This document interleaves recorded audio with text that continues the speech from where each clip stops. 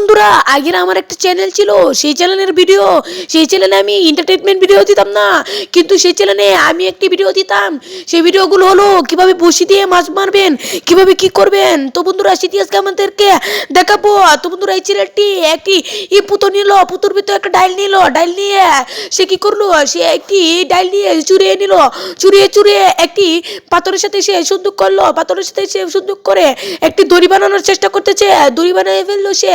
দড়ি বানিয়ে সে কি করলো, দড়ি বানিয়ে সে আরেকটার সাথে আরেকটা জুড়ে দিতে পারলো। তো জুড়ে দিতে দিতে সে একটু মুড়িয়ে নিল, মুড়িয়ে নিতে নিতে সে একটি কথাই আপনাদেরকে বলছি, আপনারা চ্যানেলটিকে সাবস্ক্রাইব করে পাশের বেল আইকনটি বাজিয়ে দিতে।